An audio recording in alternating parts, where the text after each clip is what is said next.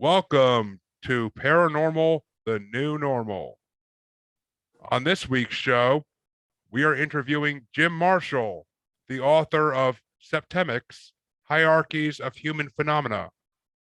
And I gotta tell you, I looked a little bit into this, and it is very interesting. I, from what I can understand, that is, as I'm science minded, but this stuff is beyond my understanding to some degree. But hopefully, Jim here can help me clear some of it up for myself and everybody else. Jim, how you doing tonight? Great. I'll be glad to clear it up for you. Glad to hear that. Most of the confusion is just because it's a new subject. This does not fit into any pre-existing slot. They all fit into this.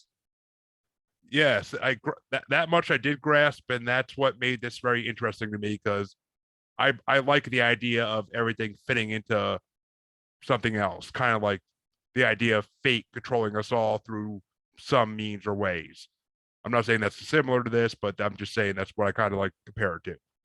But okay, why don't we start out by you just telling us what you want, a little bit about yourself, whatever you want to tell.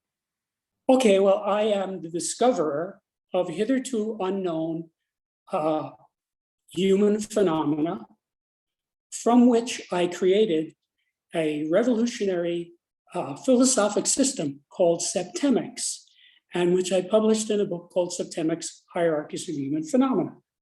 This book would dramatically improve the life of anyone who takes advantage of it. If you want to find out about Septemics, go to septemics.com. That's Septemics. As for my qualifications, I am a polymathic intellectual whose areas of expertise include psychology, philosophy, theology, parapsychology, science, engineering, mathematics, law, literature, history, metaphysics, military science, political science, physical culture, organization, education, and music. And I hold a Bachelor of Science cum laude from City University of New York. That is a lot of different areas to be familiar with. That's impressive, I gotta say. I wish I was familiar in that many areas, but simply I am not. And that polymathy largely explains why I was able to discover this when no one else did. Well, why don't you... When I saw the phenomenon, because of my polymathic background, I saw what it was, and then I developed it. Very interesting. So why don't we just start this out by you telling us generally, what is Septemics? Septemics is a philosophical science based on the fact that many phenomena related to human beings occur in a sequence of 7 levels. Literally, the word septemics means of or pertaining to 7. Septemics comprises a collection of scales or sequences, each of which breaks down various human phenomena into a hierarchy of 7 steps. There are 35 such scales, which span the spectrum of human experience. And what I mean by that is there is no situation which is going to arise in the life of a human being which does not respond to one or more of these scales. It is universally applicable for humans. There are 24 scales which apply primarily to individuals and 11 scales which apply primarily to groups. So basically, you can go anywhere. You can go to a mall. You can go to a grocery store. You can go anywhere, and you could see this whole field just taking place in front of you, basically. I actually experienced that. When I look at people, whether it's via Zoom or on the street or any place else in movies, my septemic analysis kicks in and I can break down these people just like a computer and find out where they are in each one of these various areas, 35 different areas. Each of these scales represents an axis against which to evaluate human behavior, which is why it spans the spectrum of human experience. So you said movies. Does it ruin movies for you because you could tell what's going to happen, or? Oh, no. Okay. Oh, no. I was to say that would. No. That I was Uh, gonna say that it, wouldn't be good. it is true. It is true that for many decades, for most of my life, I figured out where movies were going, uh, predicted the endings, and all of that. That's been going on since before I had Septemics, and maybe that's what predisposed me to find it. But that sort of analysis is the way my mind works. Interesting. I kind of wish my mind worked that way sometimes. Maybe some of my life would have gone a little better if I could have predicted the next thing someone was going to do. But And how since you use the word predict, the subtitle of this book is Analysis, Prediction, and Management of Human Affairs. So each one of these scales will allow you to analyze, predict, and manage some human situation. I feel like this is something that every major rich CEO like Elon Musk and Jeff Bezos should read this book. Absolutely. I make the comment in the book that if certain people got a hold of one of these scales, the scale of management, it would change the course of human history. Which at this point we probably could use. Yes. And in fact, I already know, I'm not going to kiss and tell, but I already know of a situation which actually did occur. Huh. Well, I wish you would tell, but I'm not going to force you to tell. But since you, I'm very reserved about discussing anyone's use of this. I have all of this knowledge, which gives me an advantage over everyone, and I don't use it. For example, I will never tell anyone's level on any scale for a living person. I never do it. I've worked with hundreds of clients as a human development engineer, and I never told them anything relative to themselves, their situation, and so forth. My skill was to lead them to figure it out themselves. And as I was doing this, I started observing patterns in the way they would improve. Meaning, when my clients would improve, they would improve in a way that was predictable to me. Now, I never told this to anyone, but I wrote it down. And after a while, I had all of these scales, and I would see my clients move up these scales. So I knew what result the guy was going to have before he had it, which only made me better at what I did. I could predict the outcome without telling the person anything. And I wrote all these down. Now, there was one scale in particular that I had that had 6 levels, which I knew on an axiomatic level was correct. Those 6 levels in the order they existed was correct. However, in 1995, I discovered a 7th level for that scale, and I inserted it in. When I inserted it, the scale clicked in mathematically. It manifested a mathematical precision. It became indisputable. Well, I realized I was into something bigger than what I was really looking for. And then I asked myself, I wonder if many of these other scales that I have, which had varying levels, of the remaining 30 or so scales that I had, only one of them had 7 levels, besides this one that I just mentioned, where I inserted it in. So I said, because I knew what I was looking for, I inspected the other scales to say, let me see if there are additional levels. And because I knew what I was looking for, it was very easy for me to find them. And in a couple of months, voila, I had about 32 7-level scales. Now, in each case, when I found the 7 levels, they manifested mathematical phenomena. And so therefore, I saw that I was dealing with natural law. So as a mathematically minded person, I took 26 semesters of math, loved every minute of it. I think in math. I was able to bring that sort of analysis to human development. And therefore, these phenomena, when they fell out, I was able to see what they were. So then I realized when I had these 32 7-level scales, this is a subject. Because each one of these 35 scales that I have in my book are based on natural law. they are inarguable in the same way the Pythagorean theorem is inarguable. If you know geometry, the Pythagorean theorem, a squared plus b squared equals c squared, that is axiomatically true. It was true before the earth existed, and it will still be true after the earth no longer exists, okay? It is part of the fabric of the universe. In the same way that Planck's constant is, in the same way that the acceleration of gravity at the surface of the earth is 32 feet per second. It's provable, okay? It's observable. So I observed these phenomena, and because of my polymathic background, I was able to realize that I was into something big. So then I wrote the first version of this book in 1995, and I started to present it to colleagues of mine, highly educated people with master's degrees and doctorates of various types, biochemistry, engineering, and so forth. One guy was a rocket scientist and so forth. And I showed them this.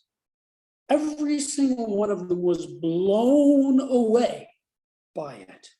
In other words, they were enthusiastically accepting of it. They said, wow, this is awesome.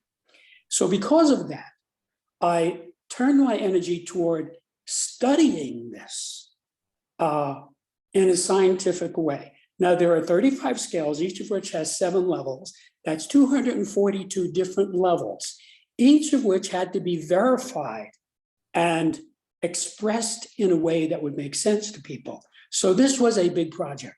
I worked on this book for 25 years before I published it.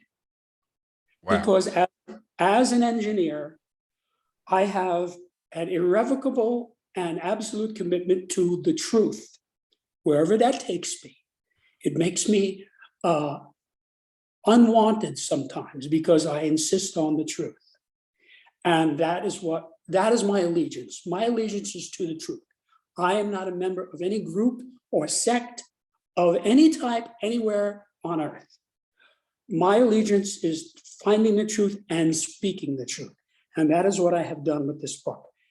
And so as I went through the 25 years, I started giving it to clients. I started giving it to people I knew, and the feedback was universally positive. If you go to my website, you'll see what readers have said about it. Now, they all had different things to say, but they were all very positive. Same thing if you look at all the things that have been written about it. There are dozens of magazine articles and such about the book and about me. They're all very positive. There are reviews that are very positive. Each person obviously is different, has a slightly different take. And that makes sense because I wrote this to empower people.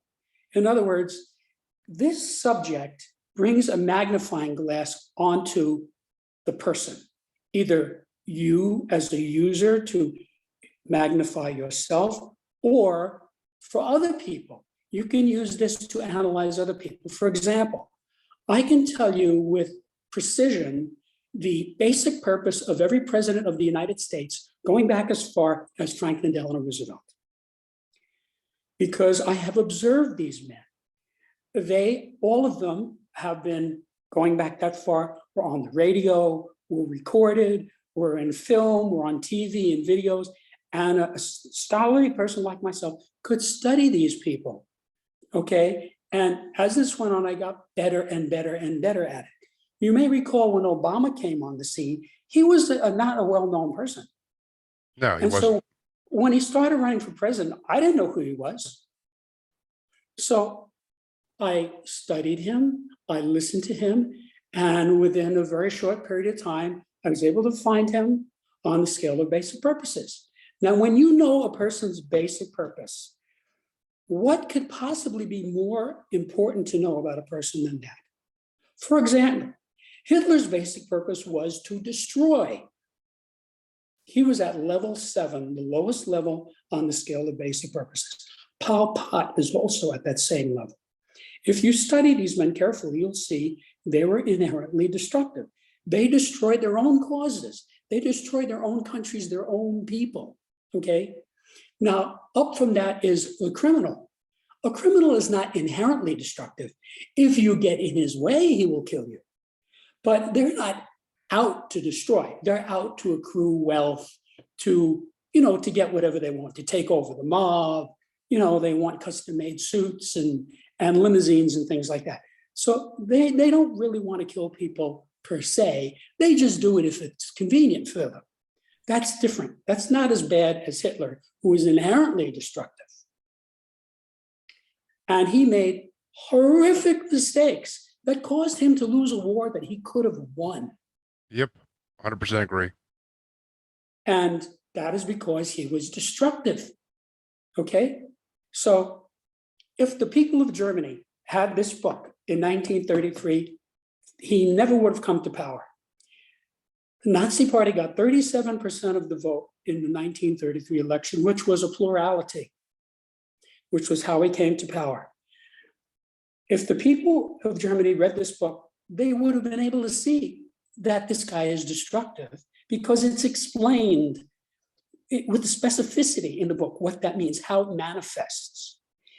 And he would have gotten some votes. You know who would have voted for him? Psychopaths, sociopaths, criminals, crazy people, corrupt people, his friends. But that's not enough to get 37%. Okay? So you can see that the fact that people have not had this book has caused catastrophes over and over and over throughout the history of Earth. So I have essentially retired from my career as human development engineer, in which I helped hundreds, because now my mission is to help millions by getting this book out to them. So this book is the result of a lifetime of study, research, meditation, which helped me as far as clearing my mind on a daily basis since I was a young man, and helping me to approach things in a very calm and rational way, including my studies. So I can perceive things generally better than most people. And that's what allowed me to discover this subject. Yeah, I mean, I kind of want to ask you what your opinion on Biden is, but you don't have to answer if you don't want to, but. I'm not going to answer it for two reasons. One, as I said, he's a living person, and I will never give the level of any person who's alive. It's not fair. It's like if I were to box with Rocky Marciano, okay? I was a boxer, okay? I know something about boxing. I would be asleep in the first 10 seconds. He would hit me once, and I would be asleep, okay? So because he had this immense power. He never lost a bout, okay? Going up against the top heavyweights in the world, he never lost. So for me to box with him would be ridiculous. It's the same thing. I have this septemic power, okay? I can look at a person and just talk to a person and see him showing up on scales and analyze a person quickly, easily. Because remember, as a human development engineer, my job was to take a person, all of whom started out as strangers to me, and analyze that person, not disclose what I analyzed, but use that to guide the person into a way that would lead to an epiphany over and over and over and over and over as long as I worked with him. Thousands and thousands of epiphanies, okay? So, we would take up one thing and that would lead him to an epiphany. And then we would take up another thing, would lead to another epiphany. Some clients I worked with for hundreds and hundreds of hours, the ones who had enough money to afford that. But when I worked with a lot of people, and I got really good as a professional, because remember, I was paid well for this. And so my job as an engineer was to analyze the person, not say anything about it, and then use my techniques, the right technique for the right situation to bring this person rapidly to a resolution. And I did that successfully over a long period of time. And as I said, I started noticing they were going up scales. And so that led me eventually into discovering this subject, which apparently nobody discovered before.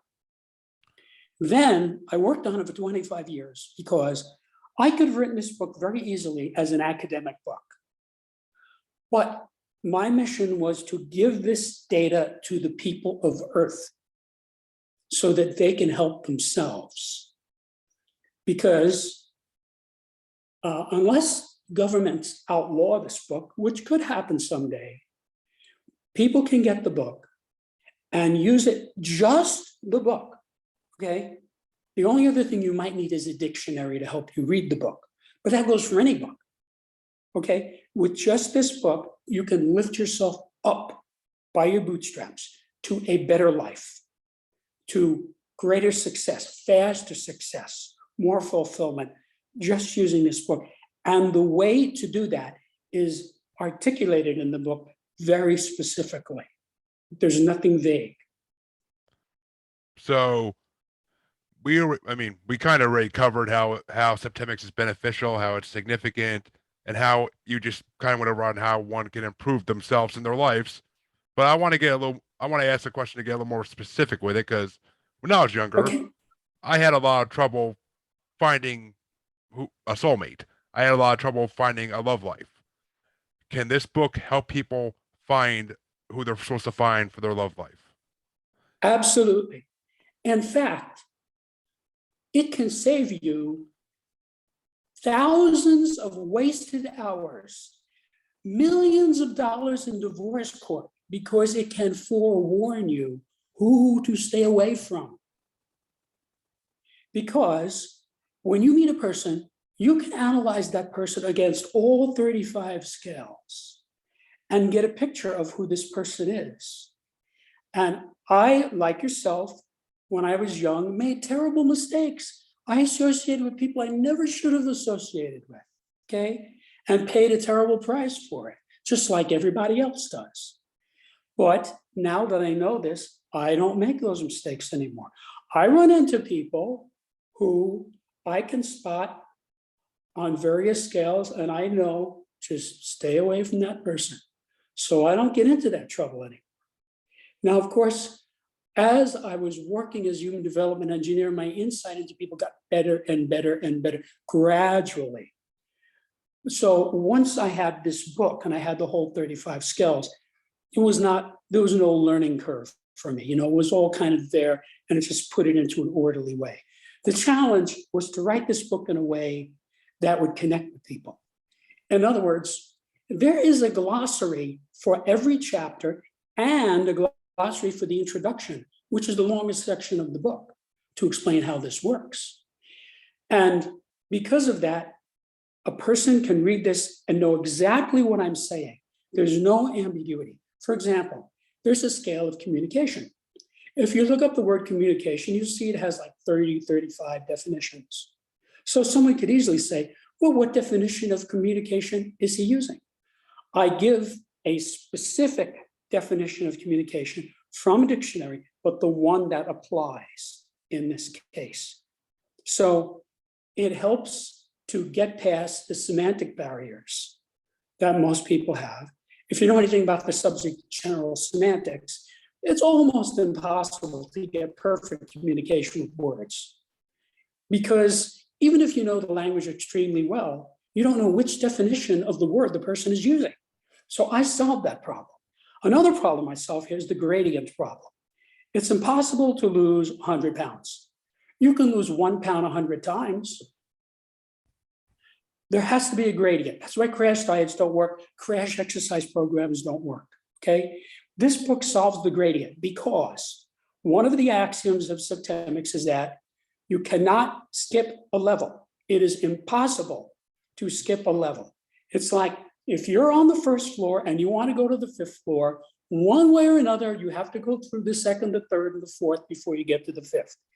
Even if you go outside the building and put up a big ladder, you're still going through those levels, okay? Whether you take the elevator, the escalator, the stairs, you're going through those levels, okay?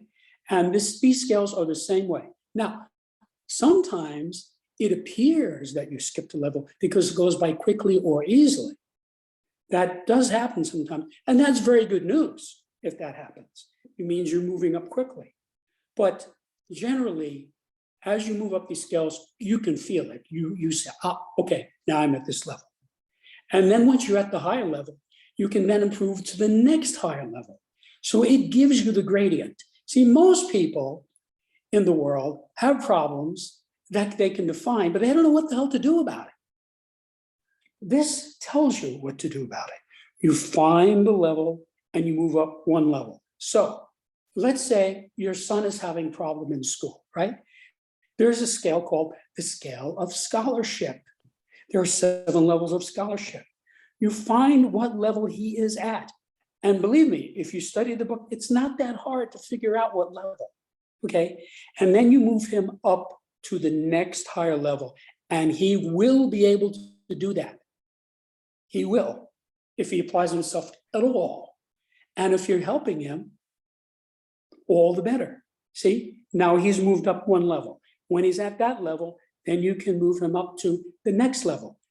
It solves the gradient problem. You know, our education system is inherently flawed. I'm talking about the entire education system of Earth establishment, this idea that you're in classes. And I explain in detail why that does not work. Now, having said that, there are isolated circumstances where you can do something in a class. If there's a lecture, the guy's up there, he's giving a lecture, you know, and there's 300 students and they're taking notes, okay, that's okay. Once it gets past that, or let's say a laboratory experiment where if you study chemistry, you have to do procedures and the teacher talks you through it. Okay, now it had this, you know, you could sort of do that in the class. But anything beyond that, it does not work to be in a class because learning is cognitive and nothing's more personal than your own mind. And so I explain what makes scholarship work and what makes it fail. And so if you have a son or a daughter who has school problems, you can solve them with this book. That's one example out of 35 skills. Interestingly enough, my son has been having school problems lately, so I may have to look into that section because he's been becoming a little more destructive at school lately, breaking bathroom soap dispensers and whatnot. So, I mean, he seems to have improved over the last month, but definitely could maybe look into that. I mean, if it could help it. Yes. I mean, your book, I But as you definitely said, want to read. Go ahead. You asked about romance, okay? Yes. Romance is one of the most universally problematic areas in human existence, okay? And there are a half a dozen skills that you could bring to bear on that to resolve that, okay? There are women I got involved with I would never get involved with today because of what this book tells me about them. And again, if you study it, it's not that hard to find what a person's level is. I was talking about Obama. I listened to him speak maybe a total of 30 minutes, okay, here and there on the news, okay? And I spotted him, bang. And I have never had any doubt about that. It's like a botanist. You show a botanist a tulip, he knows it's a tulip. If you show him a rose, he knows it's a rose. If you show him a daffodil, he knows it's his area of expertise. Okay, he can analyze it. And because of that, he can predict. Because tulips act a certain way, roses act a different way. And because of that, he could manage a garden very well. That is exactly how this works. Now, in your introduction, because I did read most of your introduction, because like you said, it is the longest part of the book. So I did read as much as I could get through and understand. But you kind of compared it to a belief system, or in layman's terms, a religion, which you said it's not exactly the same, but it also depends how you look at it. You want to maybe talk about that for a second or a minute, whatever? Yes. Okay. So how do we define a belief system? I think you're talking about the area of where I say, if you want to call this a belief system, then you could also call geometry a belief system, chemistry a belief system, mathematics a belief system, economics a belief system. And there are people who will assert that there are belief systems. Okay, I'm not going to argue with that. But if you, like myself, feel that there is a meaningful difference between something like English literature on the one hand and calculus on the other, you see that there's kind of a spectrum there. And if you want to call it a belief system, you can.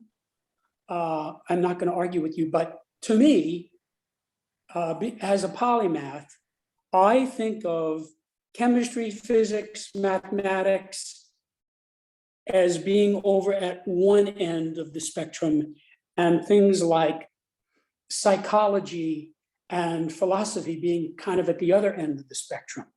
So there are some areas where it's clearly a belief system, like a religion is clearly a belief system.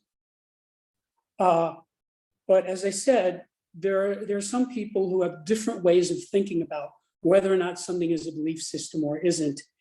And that's not important to me. If you want to call it a belief system, feel free to do that. But to me, this has natural law built into it. As opposed to something like theology. Theology, there's not a lot of natural law in theology.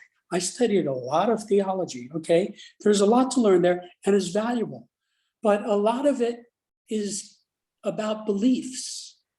My motto is, and this goes beyond Septemics, learn everything, believe nothing. That is how I proceed. Learn everything, believe nothing.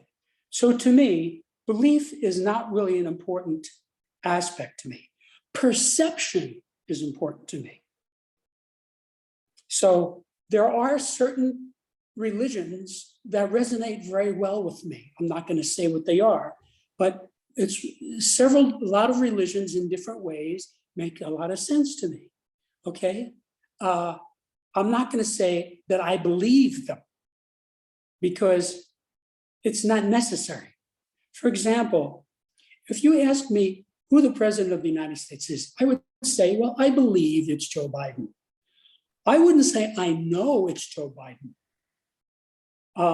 I do know that two sides of an isosceles triangle are equal, and that in a right triangle, a squared plus b squared equals c squared. But I wouldn't go so far as to say I know Biden is president. I would say I believe he's president. Now, in that sense, I engage in belief in the way that most people do. But as far as believing in a religion or believing in a philosophy, I don't think that way. Because belief gets in the way of learning. You see, if you try to teach Septemics to a devout fundamentalist Christian, he's probably going to reject it. He's going to say, it's not in the Bible. I'm not going to accept it. And he's free to do that. But you see, what's happening is his belief is getting in the way of his learning. Yes, I 100% and agree. My life is about learning. Not only my learning, but other people. I've had an entire lifetime of pedagogy where since I was 3 years old, either I was learning as a student or teaching students. So I've had an entire lifetime of dealing with this subject. And my observation has been that belief stops learning. So I would say, fine, study Buddhism, study Jainism, study Christianity, okay? But once you say, I believe, you're putting up a barrier to learning more. You know, because there are people who are Buddhists who say, don't talk to me about Christianity, I don't believe in it. So they're not learning about it. I want people to learn as much as possible, especially about this book, because this book will lead to a resolution of whatever dilemmas and problems they have. And it doesn't matter whether you are a billionaire who is the CEO of a multinational corporation or a guy on minimum wage. It's the same. It applies the same. So it applies to everyone, is what you're saying. Everybody. Absolutely. Across all lines, across all lines. It applies to all races, all creeds, all genders, all ages. It applies to all human beings. Which is actually interesting because the one scale I was really actually interested in when I was reading the introduction was the civilization scale. Right. Because as a civilization, where are we on that scale? Well, it depends on what you mean by we. First of all, I would not say that there is an Earth civilization. There is society, but I don't think most of what we have is worthy of being dignified with the word civilized. Now, there have been narrow contexts in which there has been civilization. But I actually think that Earth is not a civilized place, although there are pockets. There are certain groups that I've been involved with where they were civilized people, okay? But the general populace, no. The vast majority of humans are not civilized. Even if they use iPhones, even if they can speak several languages, they're not civilized people. Now, the scale of civilization has tremendous implications. It describes how a civilization evolves. It starts with philosophy, and then it goes down from there. In a kind of a mathematical stepwise function. And you can tell how civilized somebody is by what strata of that scale he operates on. For example, philosophers generally are very civilized people because that's the highest level on the scale. The lowest level on the scale is basically what you might call business, making money. Okay. And look at the people who are focused on that. They're not very civilized people. Okay. So that scale, you kind of have to, it's not precise. It's not easily applicable to individual human beings, but it tells you how civilizations proceed. If you've studied Spengler, which I have, he has the theory that every empire goes through spring, summer, fall, and winter. And he goes through the 4 great empires of Earth and shows how they all went through that same cycle. This is a similar thing to this in the scale of civilization, where it's a big look at human activity. It's a group scale. Remember, there are individual scales and there are group scales. Yeah, I know that's one of the group scales. I did notice that part, but I was just wondering if maybe you could apply it to a certain, I don't know, could it be applied to the United States, like specifically, and put us at a certain level, or is the United States too divided?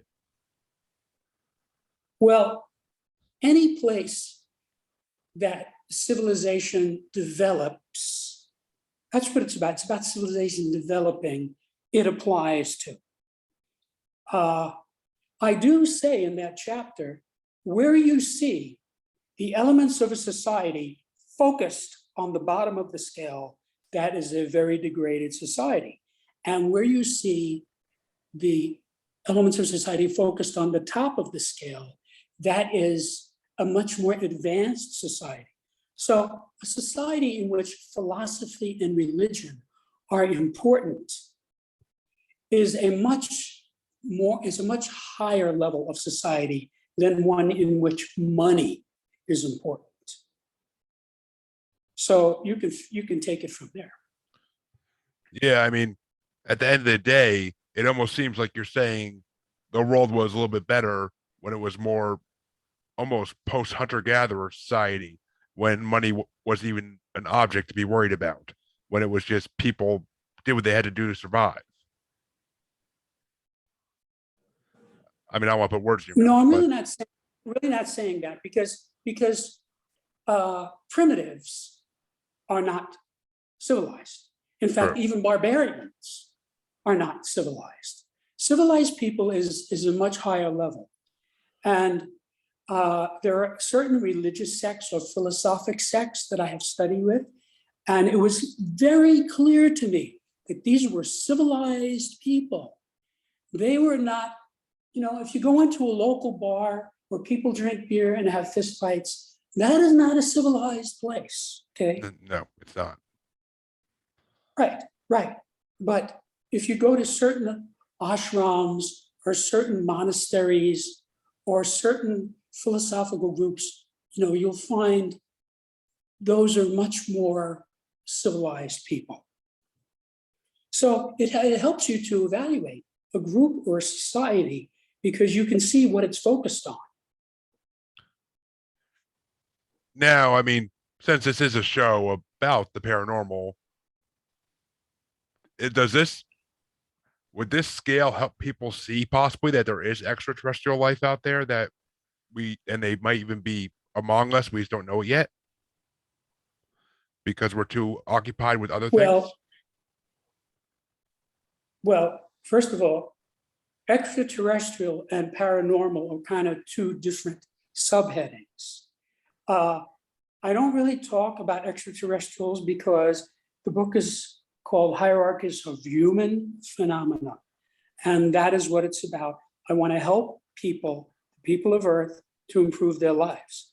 Having said that, this book definitely fits in the area of paranormal. First of all, I just created a subject that encompasses all of the other subjects, all of the other slots that exist. If you go to all the universities on Earth and look at all the departments they all are subject to these phenomena. So this book does not fit into any existing slot or box. All the other slots or boxes fit into this book. This is a very unusual thing, all right, to come up with something like this. Furthermore, I can tell you with absolute certainty, this book is at least a century ahead of current Earth society. That kind of makes it paranormal too. Also, some of the scales, like the scale of spiritual ability, goes into things. It talks about God, gods, angels, spiritual beings, and so forth. That definitely gets into paranormal. And for example, there's a scale of permeation, scale of permeation. Permeation is the basic ability of a spiritual being. The reason why you get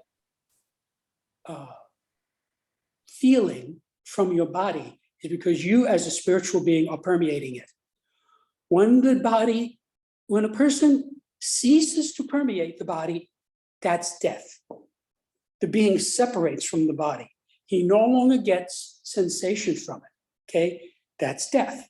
Now you've heard about people with near-death experiences where they separate from their bodies, where they are external from it, and then at some point they come back into the body and then the pain hits them. They all say the same thing. So they exteriorized from the body. And then when they came back, they permeated it again. Then they got all the pain. So permeation is one of the most senior concepts there is for humans. When two people love one another deeply, they are permeating one another very well. And really, you could look at the scale of permeation as a measurement of success. To the degree that you are permeating, you are successful. For example, somebody like Monet, the great painter, was clearly permeating the field of painting at a very, very high level on that scale, probably level 2 or 1, which is why he was able to create hundreds of spectacular paintings. So people who are who are failing, who are doing very badly, are low on the scale of permeation. They're not permeating things. So this is clearly getting into a paranormal subject. And I say in that chapter, people who deny the existence of a spiritual being are not going to understand permeation.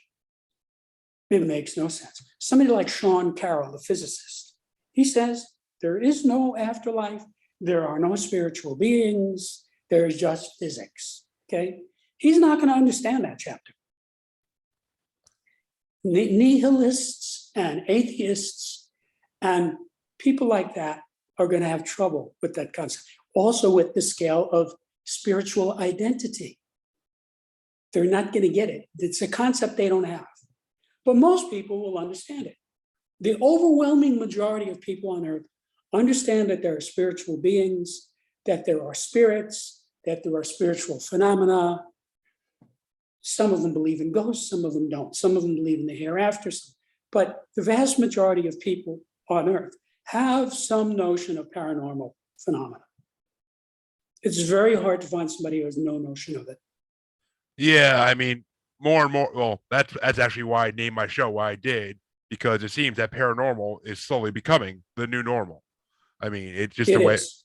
I mean, you hear more and more about. When I was a kid, you'd be lucky if you would catch the random late night documentary about Bigfoot or UFOs or look, there's Leonard Nimoy with a new show about aliens finally. But nowadays, it seems like you Right. can't. It seems like you can talk to anybody in anywhere in the world now, and as long as you know their language, if you bring up something paranormal, they'll know what you're talking about eventually, and they'll either believe or That's right. won't believe, which I find That's fascinating right. because I grew up loving this stuff and Yes. no one else did. That's why Mhm. this world's been getting better to me because of this stuff. But I mean, basically, That's one of the positive consequences of the 60s. There are some very bad consequences too. But if you study history, which I have extensively, you see it's always a mixed bag. No matter what happens, it has good consequences and bad consequences.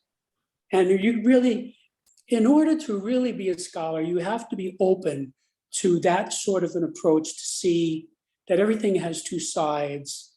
And that's one of the good things that came out of the 60s. yeah, the yin and the yang, just to go back on an older theory about the good and bad side of everything. But I mean, yeah, the 60s That's were. right.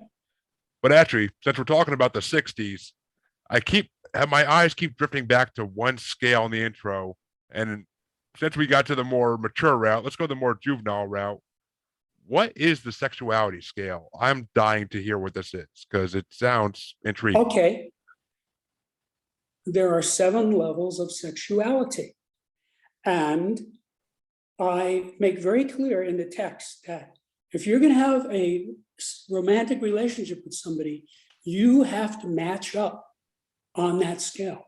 If you don't match up, it's not going to happen. So there are people who just have no sex. Okay? Like, for example, priests. Okay? They don't have sex. And when you study the scale, it explains why. So obviously, that's not somebody you're going to match up with. And there are people who are at the bottom of the scale who are just a very, very sick people mentally and emotionally. They have no sex either. So, there are levels of compatibility. It's not that you have to both be at the same level, but some levels match up better than other levels. And so one of the things that happens in relationships is you have 2 people at the same level. One of the persons, through whatever process, transforms himself and moves up a level. Then he is no longer compatible with his mate. They become incompatible as a result of the improvement of one person on that scale. Or the opposite can happen where they're at the same level and one person goes down a level. So generally speaking, when a person is traumatized, he tends to go down levels of multiple scales.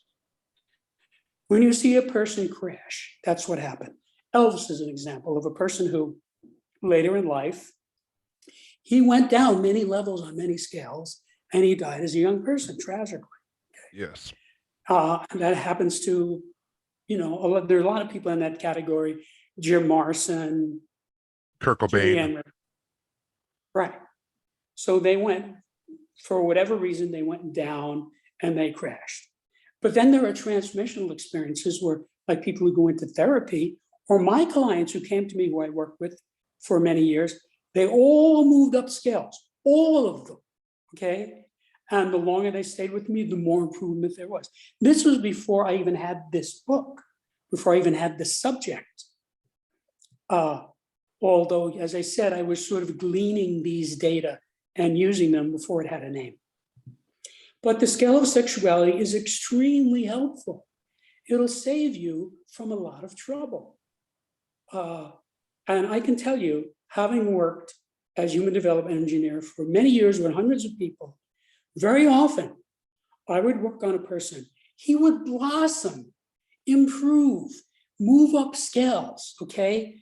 In other words, he was thrilled with the results, and it would cause the breakup of their relationship because he left her in the dust, or she left him in the dust.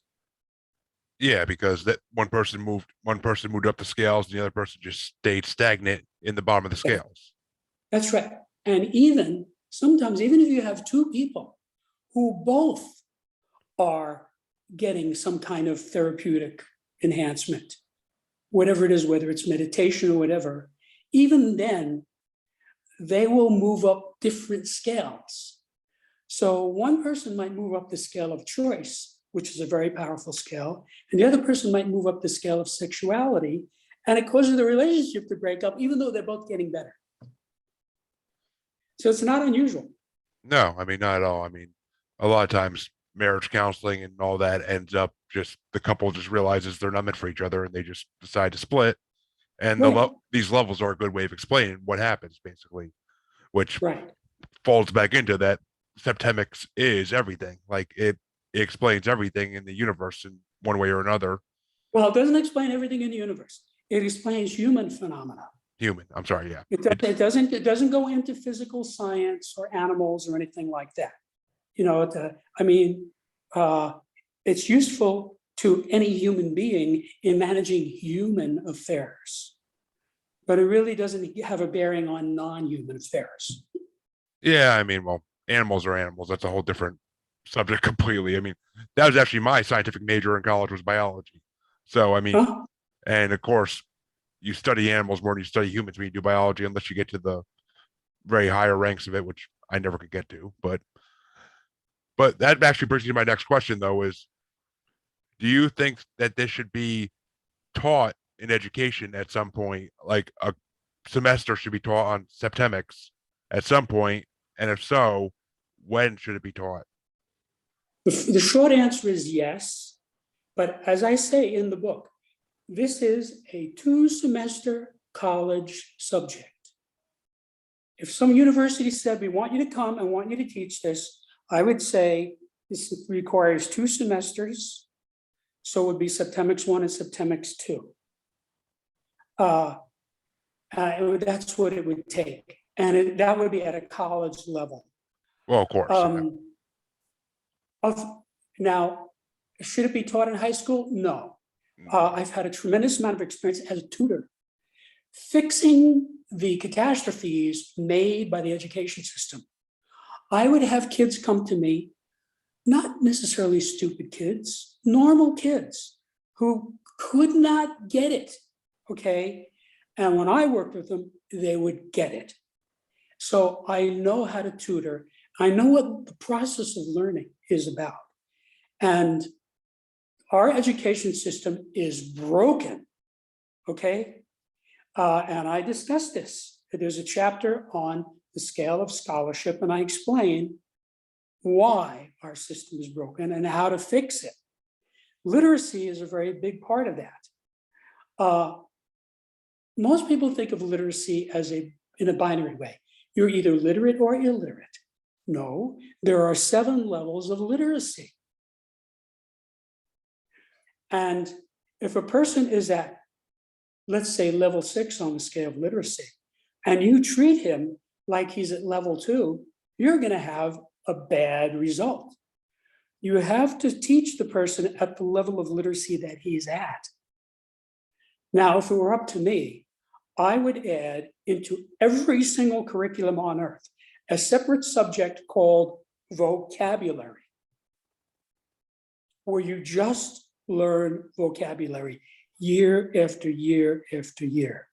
There are in excess of 300,000 words in the English language. Nobody knows them all. And even the people who have graduate degrees, I know from experience, are not terribly literate. I have a friend who's a doctor, and just socially, I gave her a copy of a novel that I had read that I liked very much. I said, this is a great book, here, read it. So this is a person with a doctorate, a successful doctor, okay? We're not talking about a dopey person. She gave it back to me a week or two later and said to me, and I quote, "I can't read this."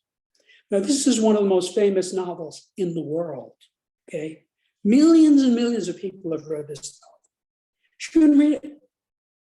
So, and I explain in the book, the fact that you have a graduate degree, even a doctorate, does not mean that you are a literate person. If you listen to lectures by doctors of physics, for example, which I do frequently, most of them don't know the English language very well. They don't really know how to speak. Now, if you listen to a lecture from English professors or even history professors, most of them know the language pretty well.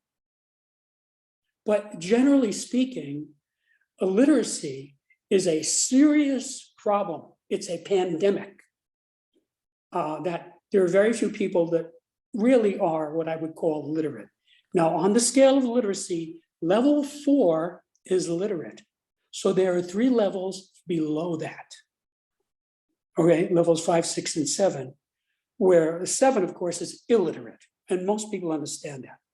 But going up to, the various extensive levels of literacy, like someone who's very learned, like William F. Buckley, was an excellent writer, excellent. He wrote thousands and thousands of books and articles and things like that. And they were exquisitely expressed in English, whether or not you agree with him or not.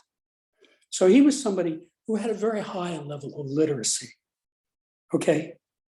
Now, of course, there are many mathematicians, they know mathematics very well. If you want to learn, you can go to them and learn mathematics. But most of them are not terribly literate because of our education system.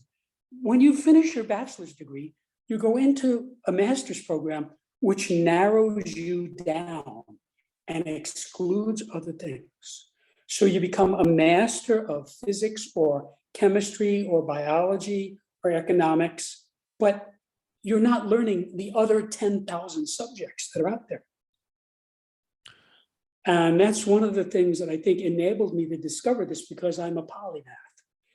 And what that means is, while most guys were going to the beach, bowling, shooting pool, playing cards, playing video games, going to the movies, I was studying, researching, and meditating. I didn't really take vacations.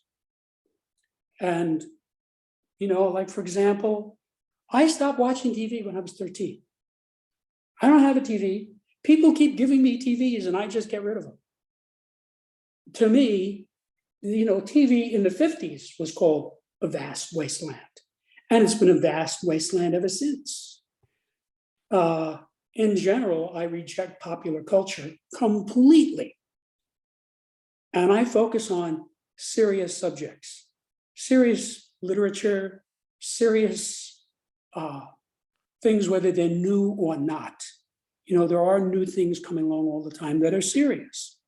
But my idea of a good time is reading Dostoevsky, Thomas Mann, Dickens, people like that. But as far as like watching TV, I just won't do it.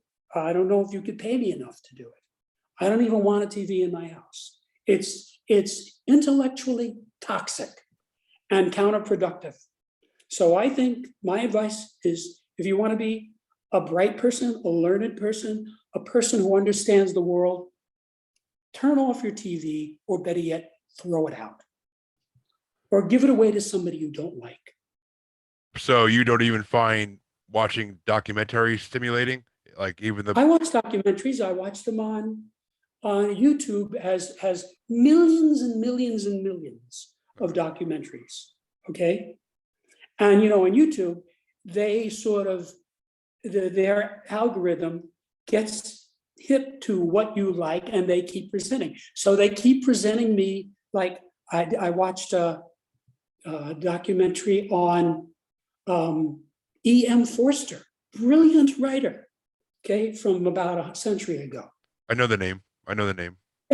Yeah, very interesting guy, and so, or like, I like studying about brilliant people like Alan Turing. I mean, Yes. what we call computers, he basically invented. Yes, So he did. he's an interesting person. And again, it's not that I agree with him or I condone. It's just learning. It's learning. Like Jimmy Page. Jimmy Page is a genius. He was also a heroin addict. So do I think people should be heroin addicts? No, but that doesn't mean I'm going to not like his music. Yeah, of course not. I mean, you can't. Yeah. You have to. I mean, you don't watch TV, so I know you're not gonna agree with this really, but or maybe you will agree with the theory of this, but you can't judge. Well, it goes for musicians too. You can't judge musicians. You can't judge actors and actresses by what they do in their real life. Like That's right. you only judge them by the work they put out. That's right. I mean, the Yes. good to go with the current. That's exactly what I do. Ayn Rand was a horrible person. If you know about her life and the way she acted, she was a horrible person. Okay. She's not somebody I would really want to have for a friend, but she's a brilliant writer. Brilliant. I don't agree necessarily with everything she writes. And I don't accept it, as a belief wholeheartedly. But I have to say, she's a brilliant writer. So, on that level, I have the highest regard for her, whether or not I agree. And even though she's not what I would call a likable person. And there are millions of examples of that. What is your opinion on Stephen King? Because I got to go with the paranormal author. I'm not a big fan of Stephen King. I'm not really into the horror, scary type thing. My taste runs more to serious literature. And you could say, some people say, well, who are you to say he's not serious literature? Well, he's popular literature. I mean, if you're going to break it down, you can't put him in the same category with Balzac, and Thomas Mann. I mean, it's just No, you can't. Scary stories. I mean, you could put him in the same category maybe as J.R. Tolkien or maybe even Ernest Hemingway. Maybe even that's in that same area too. But yeah, Ernest Hemingway was sort of a forerunner of, like, a good writer who wrote in a popular format. He kind of invented that. yeah. So I've read a lot of Hemingway, and I like Hemingway.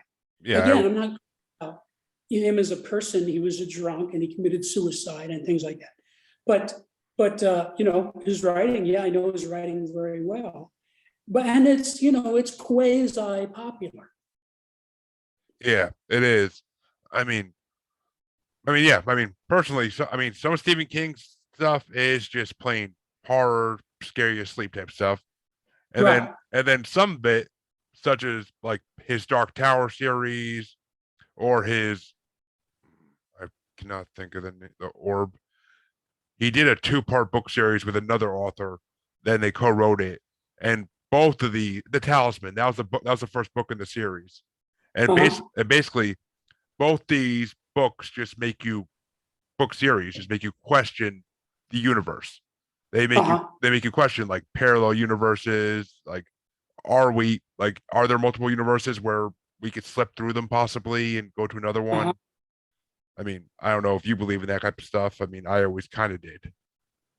Well, I sort of got exposed to Stephen King, like many people, from all the movies that were made of his books, Oh yeah, of course. and none of them were things that interested me or that I wanted to pursue. So I kind of put him on the back bench because there are so many things uh, that I'm enthused about pursuing.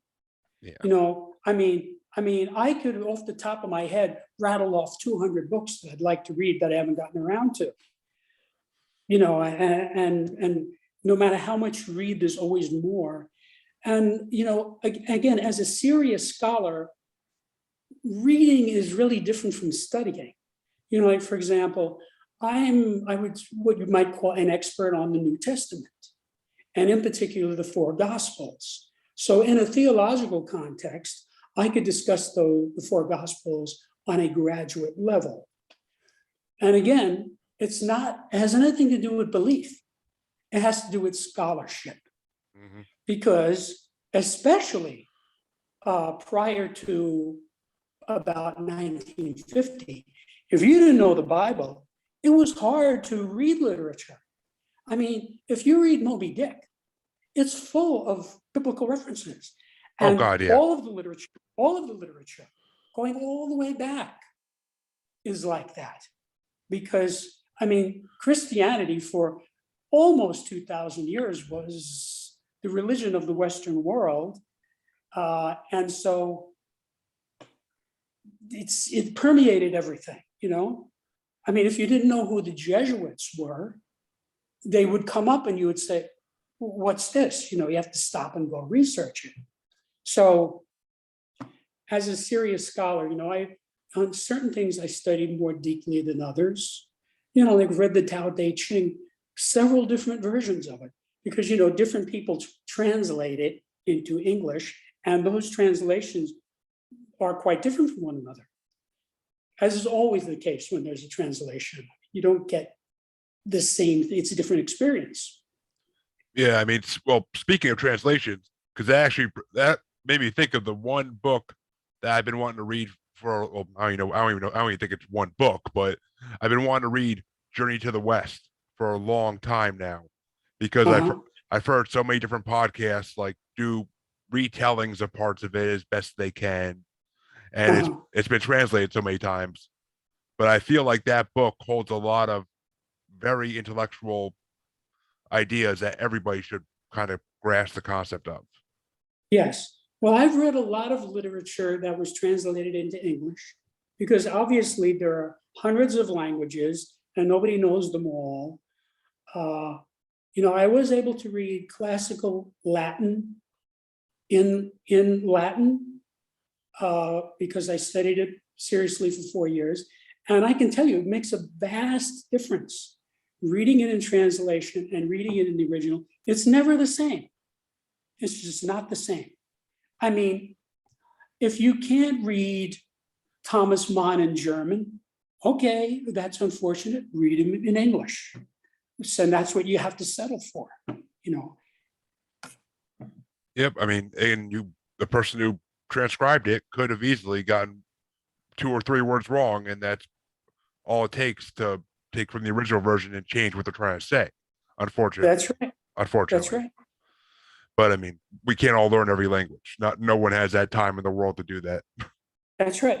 And again, if you study general semantics, which was propounded by Alfred Krzyzewski, his basic thesis is that it's virtually impossible to communicate through words with any real specificity or duplication. And he makes a compelling argument. And that is why I went through the trouble of filling my book with glossaries to give specific definitions so that the reader would know exactly what I was saying. Which is a very helpful thing to do. And I plan on definitely buying your book because I mean, if it can improve my life, I'm all for it. And it feels like it can improve my life if I study it and actually understand the scholarship of it all. Yeah, and I'll tell you, I spent 25 years writing the book because I wanted to write it in a way that would communicate to the general public. Now, what do I mean by the general public? You have a guy who dropped out of high school, he's on drugs, he works as a bricklayer. He's probably not going to read this book. And even if somebody held a shotgun to his head and said, read it, he probably would have a lot of trouble with it. So does that mean the general public? Well, I think I reduced everything as low as I can reduce it to express to people what it is. I can tell you that the theory and the understanding of what this is mostly not in the book. It's in my mind.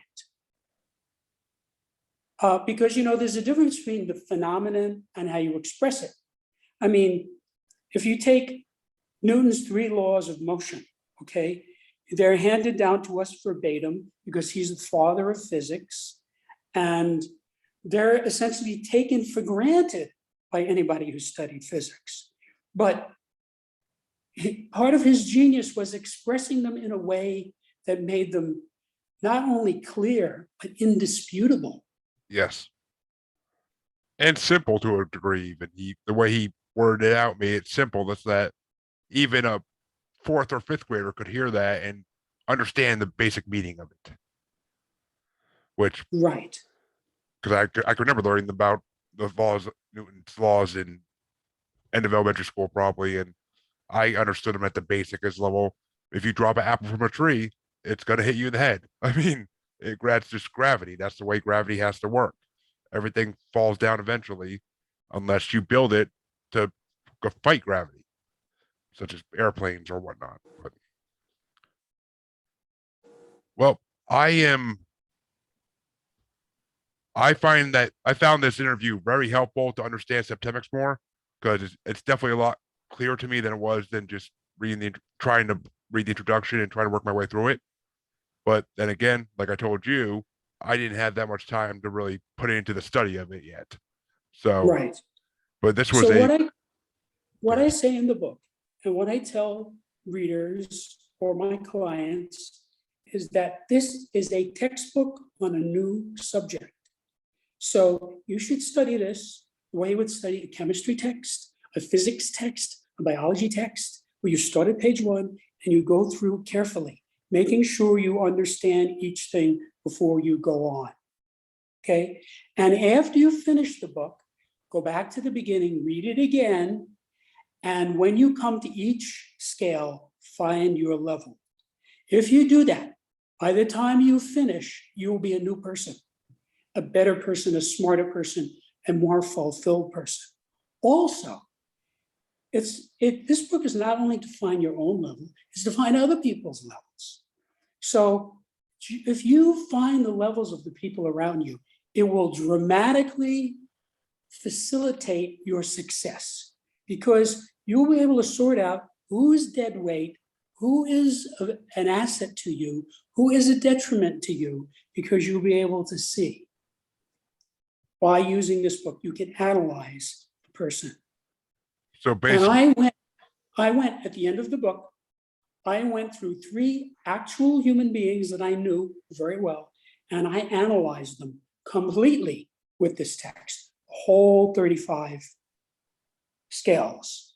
And I don't give a name, I don't even give a gender. They're just called subject 1, subject 2, subject 3. And I show you an actual septemic profile of a real human being. So you can see how a guy is high on one scale and down on another scale. That is the norm.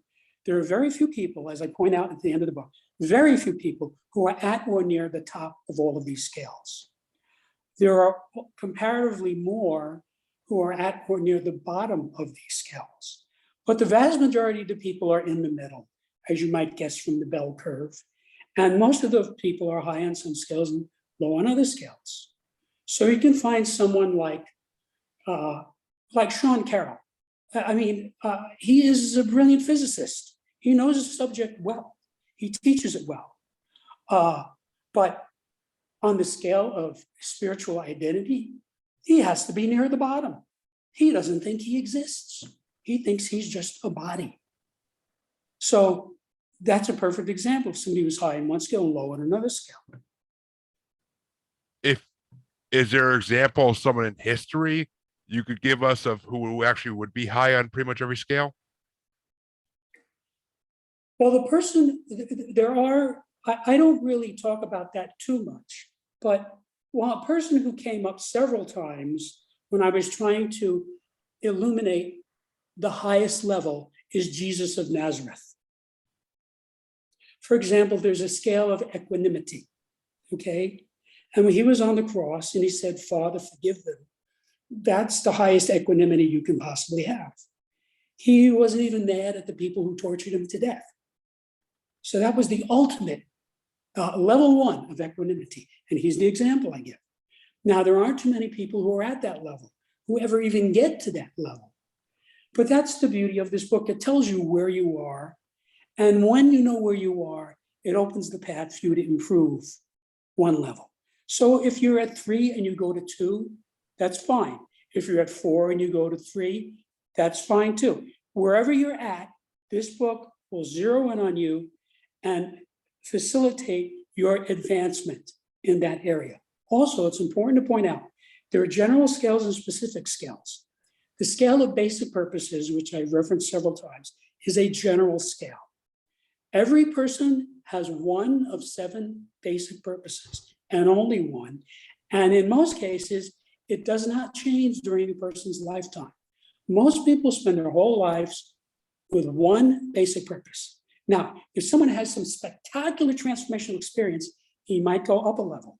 Or if someone has some horrific traumatic event, like somebody who's in the Nazi concentration camps and survives, he will be knocked down a level. But having said that, that is a persistent trait. Most people are out of a particular level and they stay there. Many of these skills, you can take that scale and you can run it through your whole life. For example, the scale of choice. Everybody wants to be free. Everybody talks about freedom. Freedom is the ability to choose. And there are 7 levels of choice. When you read the scale, you'll see what I mean. And people are at specific levels. But you might be at one level of choice regarding politics, and another level of choice regarding your job, and another level regarding your wife. So you could take that one scale, analyze your whole life, and see where you are, what level you're at in these different areas of your life. And it'll help you to improve, because the things that are low you can bring up by moving to the next level. You can't jump a level, but you can move up one level. And then when you're at that level, then you can move up to the next level. And that is extremely helpful. Now, this is actually like the last question I have about Septemics, but did you ever think about possibly building a website where people can answer a certain number of questions, whatever they need to answer, to have their levels ranked on all these scales? Or is that impossible? First of all, the short answer to your question is no. I never thought of that. Because this book requires insight. People who are at or near the bottom of the scales lack insight. If you find some guy, like for example, the scale of human ability, okay, the lowest level is ignoramus. And every person is an ignoramus in some areas. Like, I don't know anything about Bulgarian folk dancing, so I'm an ignoramus in that area. Okay, now if you ask me about baseball, I'm near the top. I'm an expert in that because I had a lifetime of involvement and experience with it. But it takes insight to use these. So a person who knows this material can use his insight to help another person to find their level and help them move up. And because of that, any person who masters this book will have an impact on society, because he will help to some degree 10 or 20 or 30 or 40 people just in the course of his life. This is not a book where you're just going to read it and keep to yourself. That does not happen, because once you see it, you see what's going on. You see some person, I talked to a person, I could see this person is at a certain place in the scale of choice. That's where he's at. There's no point in trying to convince him of something from a higher level. He's not going to get it. For example, there are people who will not make a choice, do not want to make a choice. These people are the people who will vote for Hitler, Mussolini, Saddam Hussein, or some other dictator, because they don't want to make the choice. Like in the old Soviet Union, they told you where you will live, how much money you will make, what school you will go to, what job you will have, okay? You did not get to make the choice, okay? There are people, believe it or not, who like that. It's a minority of people, but somebody voted for these people. There are people around who most of them are dead now, but there were a lot of people around who thought Stalin was a great guy. What about all the people that lionized Hitler? They wanted somebody else to make the choice. Now, you're not like that. I can tell just from talking to you, and I'm not like that. I don't want other people telling me what book I can read or where I can go, okay? So I'm at a higher level on the scale of choice, okay? So it requires insight. A person who's near the bottom doesn't have insight. That's why he's near the bottom. You see, there are people who, for example, it is a proven and accepted fact in the mental health community that sociopaths or psychopaths do not make progress in therapy. Okay, this is not a speculation. This has been known for decades now. So if you take somebody like that, like a John Dillinger character, or Clyde Barrow, okay? Charlie Manson, Hmm? Charles Manson. Right. They're not going to make progress in therapy. It's not, and the therapists know this. They all know this. Okay, you can order these people to therapy. It will not do any good. It's a waste of time because they lack insight. That's why they are what they are. You see, if Hitler had insight, he wouldn't have been murdering harmless civilians. He would have said, "This is not smart. This is going to cause a lot of people to be against me." You see, even if he hated the Jews personally, if he had insight, he would have said, "We don't want to do this. Just leave him alone." He didn't have that insight. He was too crazy to see how stupid that was. And you see this all the time. People who are drug addicts and homeless people, and most of them lack insight. They're not smart enough to say, drugs are a dead end. It's a well-documented fact. I'm not going to do this. So those people, they lack insight. They're not going to be able to use this book. And this book requires an intelligent reader. It's like if you read Thomas Mann, there's a lot in there. Or if you read Moby Dick. And a dopey kid will read Moby Dick and say it's a story about a whale. That's not what it's about. I knew those kids. It has layers of meaning. It's about transcendentalism. It has biblical overtones, okay? It's about the human condition. It's a deep book. You could read that book 5 or 6 or 8 times and still see more in it, okay? So it requires an insightful reader. This book is the same way. Now, I tried to make the ramp a shallow ramp by making it as accessible as I could, but still it requires some insight. So this is not something that you're going to do on a website. That's not going to work. All right. I didn't know if there was a possible way to like ask the right questions to get the insight you're looking for from the person doing the questions. Yeah, I don't think that's viable. It's too complicated. There's too much to it. And again, people who lack insight are not going to read this book anyway.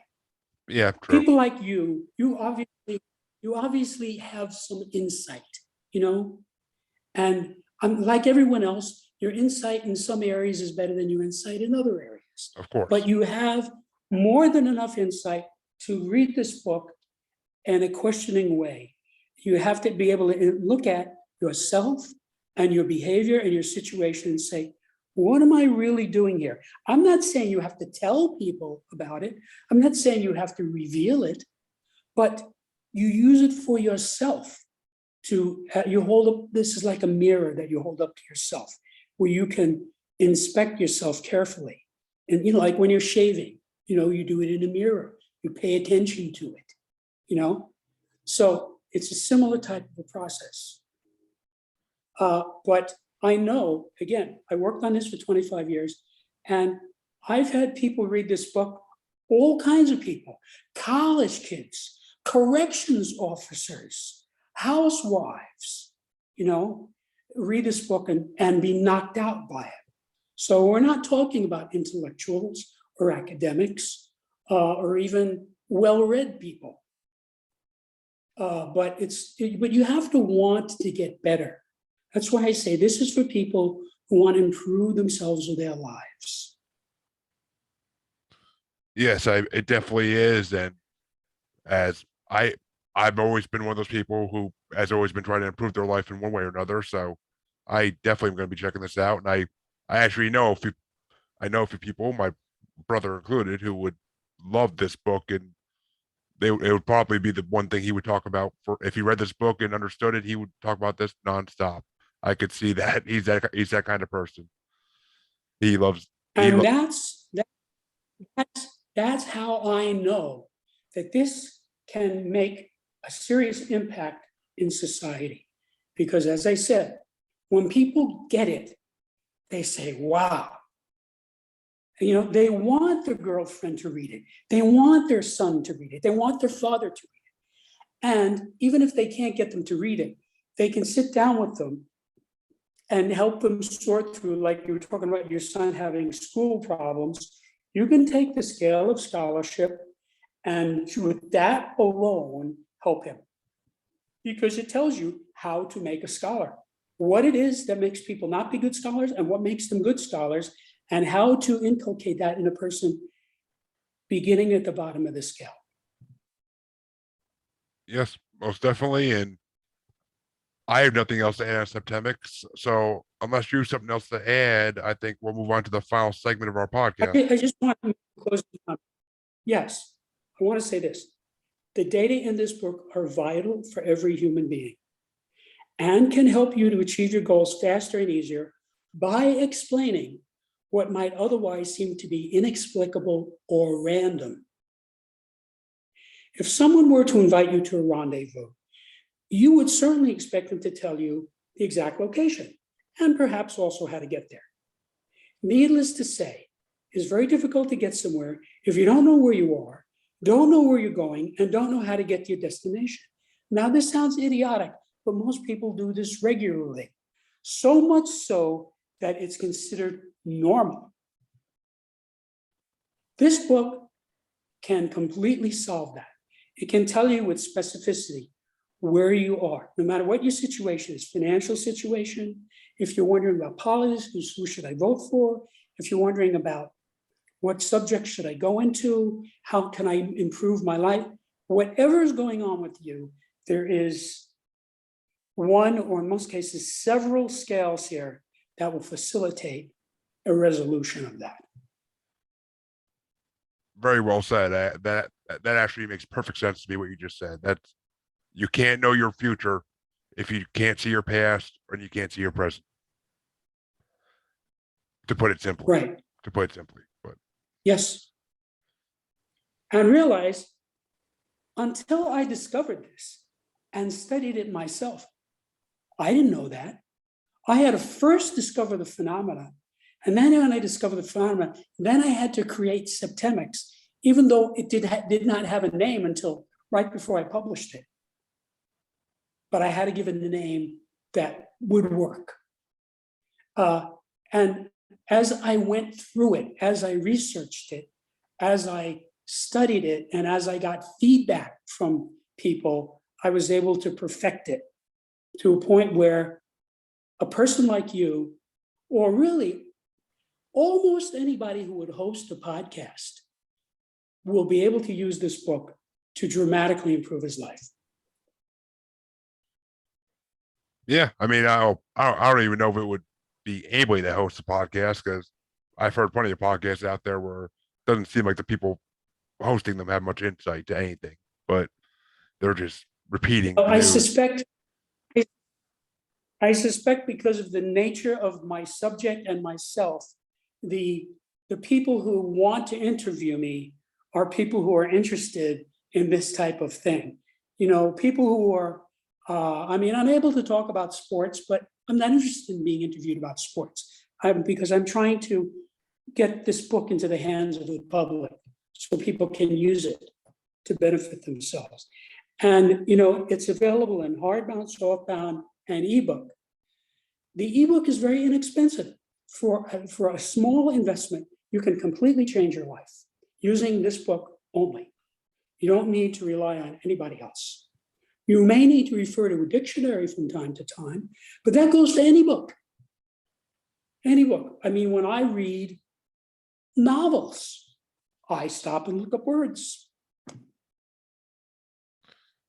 Yeah, I'm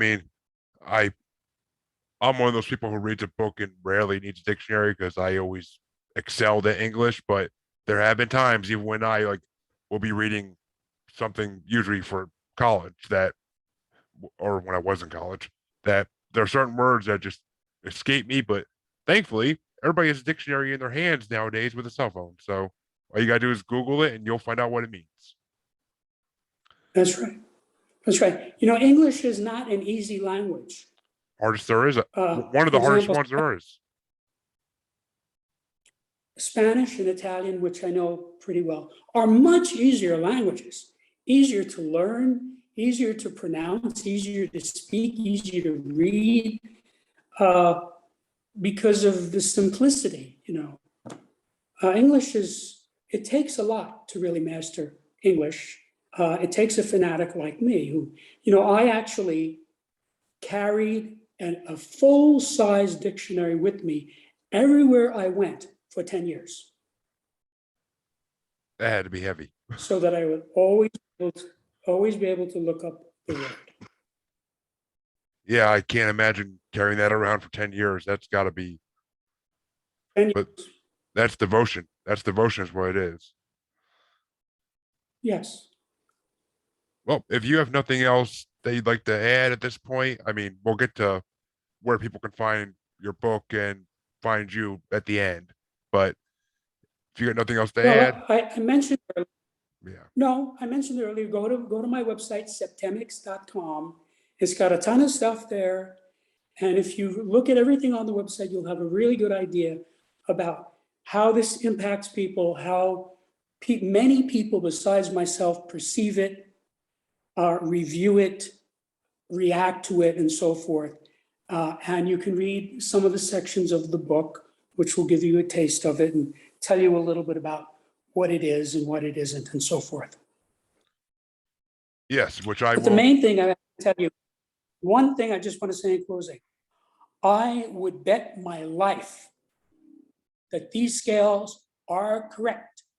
Now, you may want to quibble with what word I used to express it or how I explicated it in the text, because those are always issues. Those are semantic issues, and language is imprecise.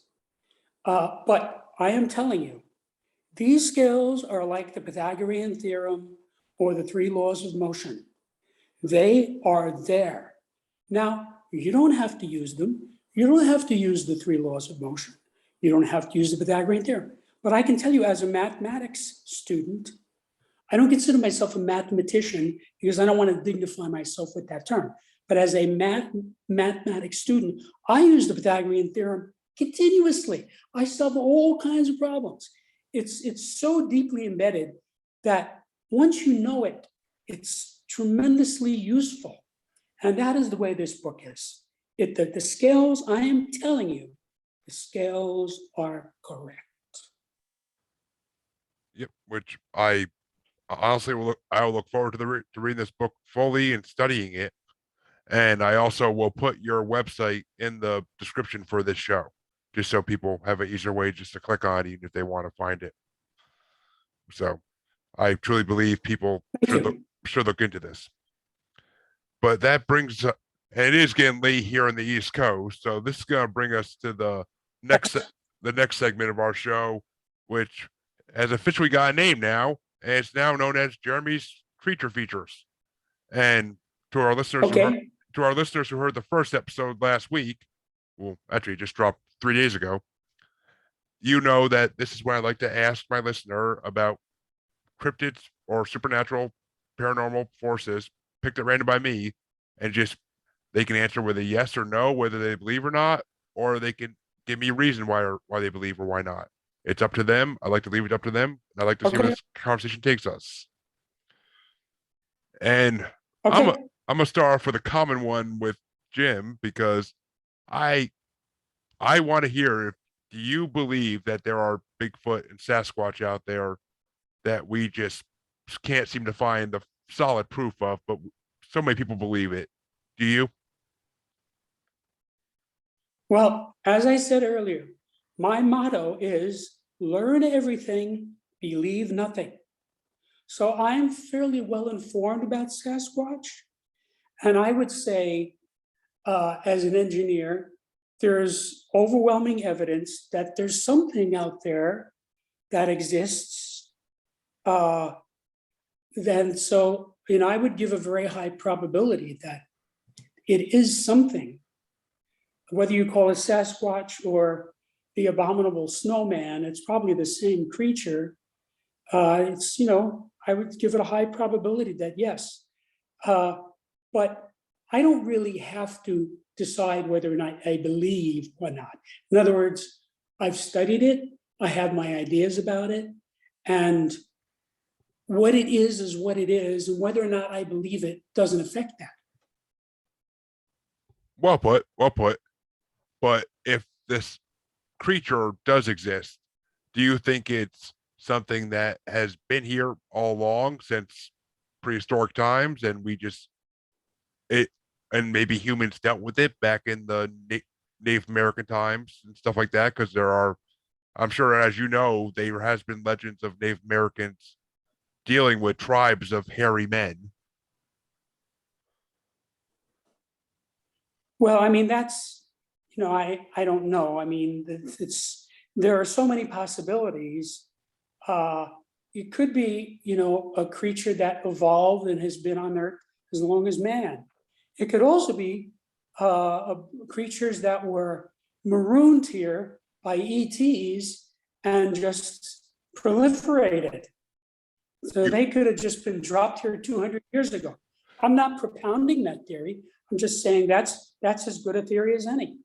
Actually, I'm not even saying there are ETs. I'm saying that's another possible way to interpret it.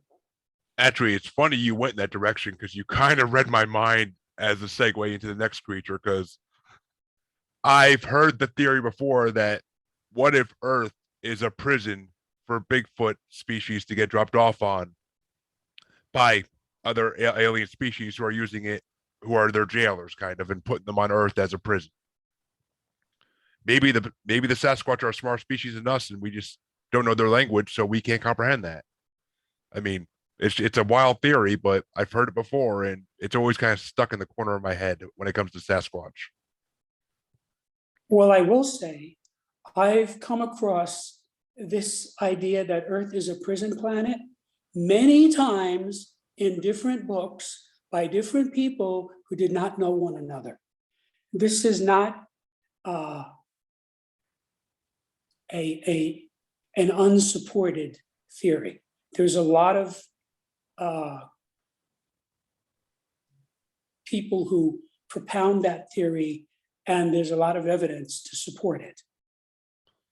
Yeah, which I mean, it's an amazing, interesting theory. I mean, there's so many different rabbit holes you can go down with this theory. I mean, obviously, we're not going to go down the rabbit holes now because we'd be on here for another 5 hours if we wanted to do that.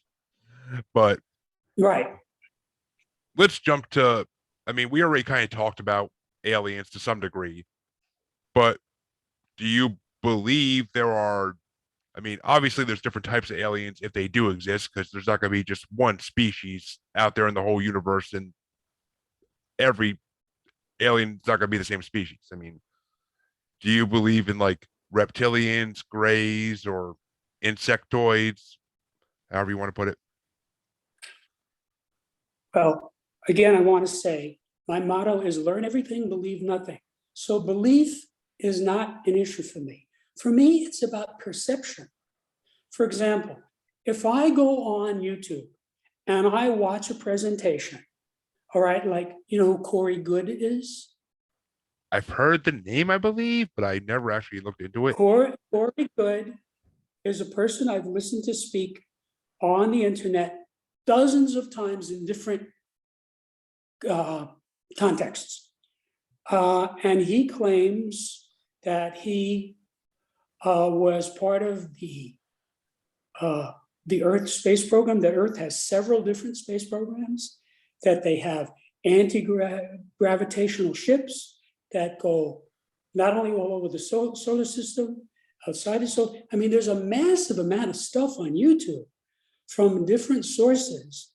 And, you know, you have to sort of evaluate, well, how credible is this person? I mention his name because he's someone who I find absolutely consistent and very credible.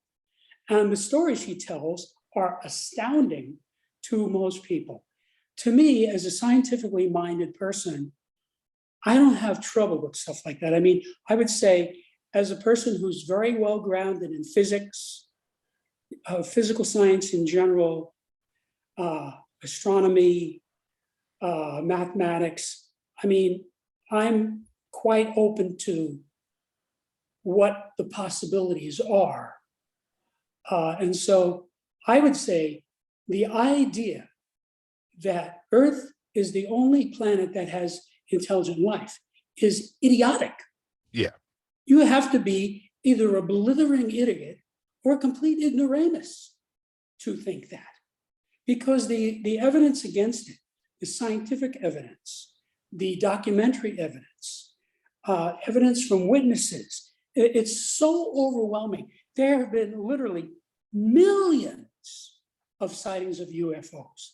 And most of them are from very credible people. They're not crazy people. So, you know, to think that they're all just weather balloons or inversion layers or whatever else the CIA wants you to think, that you'd have to be really stupid to believe that. By the way, you know, the term conspiracy theory was invented by the CIA to discredit witnesses. Did you know that? I did not. I don't think I knew that. I may have, but I it's not ringing the bell, Yeah. so I don't think I did. But it makes a lot of sense to me because, like, Yeah, going all the way back to Roswell, 1947. In fact, there is a writer, his name eludes me at the moment. He wrote a book right before he died. It's called Selected by Extraterrestrials. William, I can't oh, think of his name. oh, I I know what you're talking about. I just can't think of his. He, Oh my God. he's he's a design genius who could look at, for example, a battleship for an actual fact, and then go home and recreate it in 3D. Okay, he had like an eidetic recall, and he made one of these ships, and it was so impressive that his father had it put in a window, a display window. Well, some guys from Washington are walking down the street and they see the ship, and it had secret weaponry on it. So they tracked down this guy's father, brought him in, thought he was some kind of a spy. And he said, look, my son made the ship. I don't know anything about it. I took him to see some ships and he went home and he created it. Well, this guy was brought into the United States Navy at age 17, went underground, and was involved in secret investigations and even development for his whole life, going back from World War II. Okay, he just died about a year ago, and it's all in this book, Selected by Extraterrestrials. Now, again, you asked me, do I believe it? I listened to this guy speak many times, and I found him extremely credible. He spoke with great specificity about the fact that it was reported to the United States Navy by 39 different spies who were embedded in Nazi Germany that the Germans had flying saucers. Well, I mean, yeah, in Nazi Germany, you can go a lot of different routes with the stuff they were working with. I mean, you can go the occult route, you can go ufology route, you can There's go. a lot of books on it. And I've either read the books or listened to guys.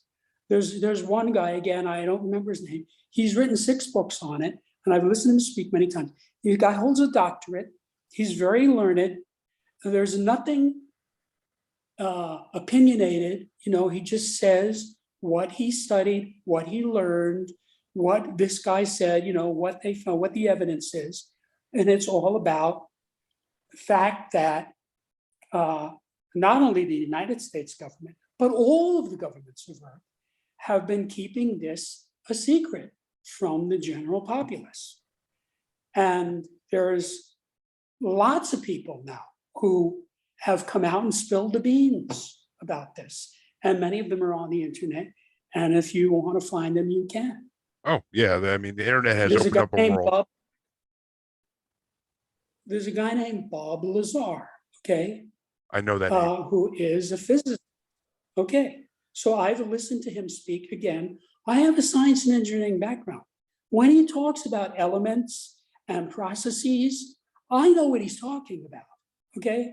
And he didn't make this stuff. He's not some guy who doesn't know what he's talking about. And he spoke with great specificity. He was hired by the United States Navy to go into Area 51 and to reverse engineer a flying saucer they had. And he did that. And he showed all of the evidence. He showed the checks that were written to him by the US Navy for the work he did, okay? And he explains their whole propulsion system, how it works, okay? He was paid to reverse engineer this thing. He was inside the ship, and he says, it's, like for people who are like 3 feet tall. And he tells the whole explanation, how it works. They use element 115, which they use a nuclear process where the energy converts directly into electricity. So we're talking about millions of volts that were generated from a small amount of element 115. Element 115 does not exist on Earth. It has to be brought from someplace else. And he says that the government has a stockpile of this stuff. They won't admit that it exists. In fact, I know people in the CIA who have been involved in these programs.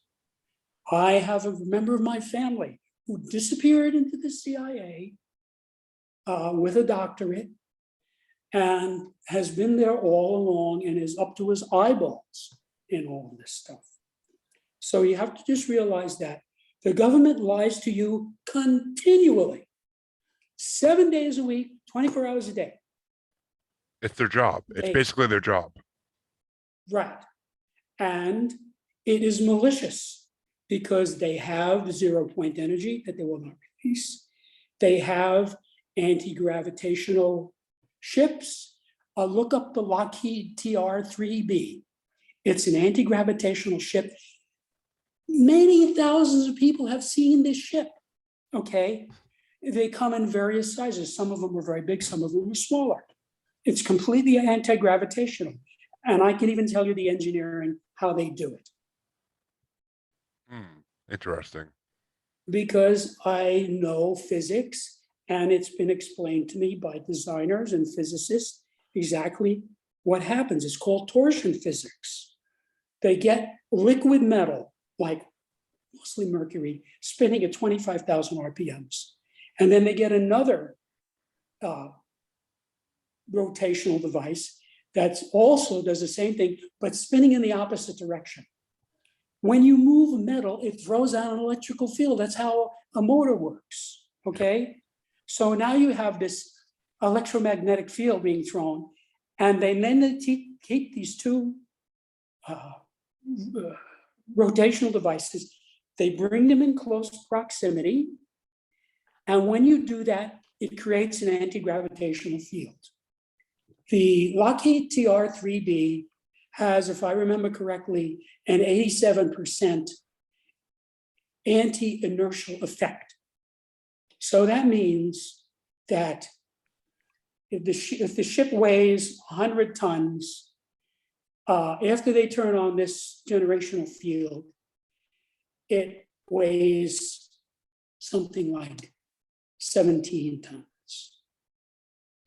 In other words, the inertia is dampened. So therefore, a small amount of propulsion will make it go spectacularly fast because its mass is eliminated, okay? So that's how the TR-3B, so between the element 115, which they treat in a nuclear way, which converts directly into a massive amount of electricity, plus you combine that with the Byfield-Brown effect. You know about the Byfield-Brown effect? I don't actually. I'd never heard of that. T. Thomas Brown was a physicist who was ahead of his time. He actually got kicked out of several universities because of the theory he propounded. Eventually, he hooked up with a colleague of Einstein called Byfield. And because of his notoriety, they worked together and they proved this phenomenon. This phenomenon disproves the third law of motion and the first law of thermodynamics. It is in use in high-tech military planes. It's in use. Like the B-1 bomber, the B-2 bomber, all the advanced technology, they use the Byfield-Brown effect. And what it does is, if you polarize a piece of metal so that all of the positive charges go to one side and all of the negative charges go to the other side, the side where the positive charges will move in that direction. You don't need propulsion. All you need to do, but you need a massive amount of electricity. So if you use element 115, which converts directly into electricity, you can harness billions of volts of electricity, and then you can use it to create the Byfield-Brown effect on a ship. And so that propels the ship. It makes sense. You just control where the electricity is going, and the ship goes that way. When you add to that the torsion physics of reducing the mass to a minimal amount, you realize that, this explains the phenomena that millions of people have explained. Well, they see UFOs that are going a high speed in one direction, and then without slowing down, they're going in a high speed in another direction. The only way you can do that is by inertial dampening, because the people in the ship have their inertia dampened just like the rest of the ship. So there's very little momentum involved, because momentum is a function of mass. And if you have very little mass, you have very little momentum. So if a ship did not have inertial dampening, you put a human being in there and you change direction like that, you'd kill him. the Yeah. first time you. Oh, you would liquefy their insides. Yeah. Right. So all of this stuff used together, it's going on. And the Americans are not the only ones who have this. The Chinese have it. The Russians have it. And it's a well-kept secret. They're all in collusion with one another to keep these things secret. And a lot of it is because of the oil people. Because you see, when you have these aliens who come to Earth, they're not coming here in reaction engines. Reaction engines, like Elon Musk is using, they're obsolete. They're primitive. They don't use reaction engines. They use these other technologies. So they have 0-point energy. So I've seen demonstrations, lectures. I've read about all this. All of this stuff is real. So there's a lot of science that's just kept secret. Now, there are a few scholarly people like myself who are willing to spend hundreds of hours ferreting this stuff out and studying it. But I can't really tell many people about it because A, they won't know what I'm talking about, and B, they won't believe it anyway. So why discuss it? But all these things, you can go back later and listen to this lecture again, and you can look up all these things. T. Thomas Brown, he was a naval officer, okay? When the government found out that his system worked, the whole technology disappeared, became a black project. Of course. Okay? And that's what they do. Just like with Tesla, or when Thomas Trump, the president's uncle, was the representative in charge of the United States going into the home, which was a hotel room, of Tesla, and they confiscated trunks and trunks of all of his notes, and it all became secret. And Tesla just disappeared. Well, he died. Well, yeah, So, but you how? know, he was old, but anyway, it all just went into the government. And there's all kinds of things that they have that they're keeping from us. It is more evil than anything done by Hitler, what these people are doing. Yeah, I mean, it definitely is, but If they released all of this, we wouldn't even need roads. They have small anti-gravitational ships the size of a car. They make virtually no noise. They don't go on a road, they just lift up. And they make no noise because they don't use normal propulsion. as Okay.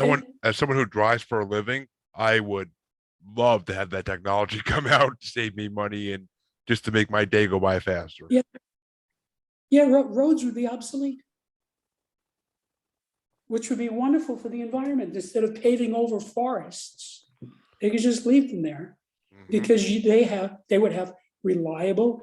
You see, once you have anti-gravitation, you don't have to worry about crashing like airplanes and helicopters do. Yep. Gravity is not a factor anymore. It would be a changed world, that's for sure, and that's why they keep it secret, because they don't want. It's going to come out. I don't know if it will be in our lifetime. They are allowing little bits and pieces. I don't know if you noticed the Air Force admitted to some of this recently. Oh yeah, I noticed that the government was supposed to release right after COVID started. The government was supposed to release what they know about UFOs. As far as I know, they still haven't. But right. Well, they what's happening is because people like Bob Lazar, they try to kill Bob Lazar, which is not unusual. Then when they didn't do that, they made him disappear. They can go into universities and just wipe out all the records. Oh yeah, of course. Yeah. So they try to make him disappear. So he just, he's got a business now and making instruments, but so he said, well, the only way to protect myself is to just spill the beans. And then if they kill me, they're just drawing attention to the veracity of what I said. Exactly. So a lot of people have done that now. Also, people like William I can't remember his name. The guy who wrote the book, what did I cited it before? Selected by Extraterrestrials. He was involved with all these secret programs with Boeing and everything. All these technologies are in these aerospace companies. See, the way the government prevents us from finding out about it is they give it to Boeing or Lockheed or somebody. That's a private company. You have no right to their records. That's how they keep people from finding out about it.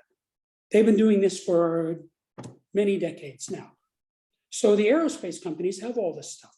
And a lot of the technology that has come out over the past 50 years is ET technology, and it was allowed to come out so that specific people could make money off it so that they could fund these secret projects. That makes sense to me, and it's something I've always believed. I mean, I've believed for decades now that the government's hiding stuff, and it's just a matter of time till it all comes out. I mean, I'm sure they're gonna hold on to what they can, and there will always be roads because at first, if they ever do make anti-gravity vehicles, they'll only be for the rich, and That's right. it's gonna be that way for a while, and the middle class, lower class people are gonna have to still pay for gas, probably at crazy prices by that point, just to get from point A to point B to get groceries. But well, we've been talking for about 2 hours, Jim, and I do have to work in the morning, so I Okay. but Well, thanks, Jeremy. it's been a fun time. I've learned a lot, which I love to learn. So this has been a very good experience for me. And I actually would love to have you back on in the future at some point to talk about not even if you believe or not, but just your theories on some other supernatural, paranormal, cryptid, different species and whatnot topics. Okay. That's what I'm looking for. So, if you already said that people can find your book Septemics on Amazon, Kindle, any e-reader probably. You can find it hardcover, softcover on any site that sells books, most likely, but especially Amazon. I know that.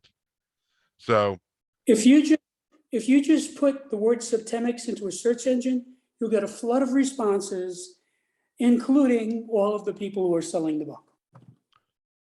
exactly. So in this day and age, everything's easy to find. If people want to find this, they'll find it, and hopefully, you being on here will get some more people to want to find it and improve their lives a little bit if they can understand it and have insight into it, of course. I want to say, if you read the book and you have a question, my contact information is on the website. And every once in a while, a reader will call me up and ask me to clarify something, and I'm happy to do that. Which is something no other author usually does. So that's an amazing. That just shows how much Septemics means to him. It just shows how much he's dedicated to this topic and how much of his life he's dedicated to. I mean, we know 25 years is. I don't think I've ever heard of an author writing a book for 25 years, and I have so much honor. There's so much honor in that, and I have so much respect for you for doing that. That's devotion. So so basically that's the way people can contact you. You're not on social media at all, I assume, because of Yeah, I'm on social. I'm on all the big sites, Facebook and everything else. But if you go to septemics.com, everything is there. Everything that you want to see is there. One nice, easy location. That's the way to do it. And as all my listeners know, or to all my new listeners, you can find me as Jeremy Bryant on Facebook. Paranormal, the New Normal Facebook page will be starting within the next couple weeks as the show gets its first 5 or 6 episodes out. And you can also find me on Twitter and Instagram as Juggalo Bastard, which also brings me to the other podcast I do, Bracket Bastards, with my 4 or 5 friends, depending who's on that week, where it's a pop culture bracket where we break down different movies, TVs, shows, music, anything you could think of. We even might have a paranormal bracket coming up eventually, which I'm looking forward to that one, but we'll see when that comes up. It's going to be a little while still.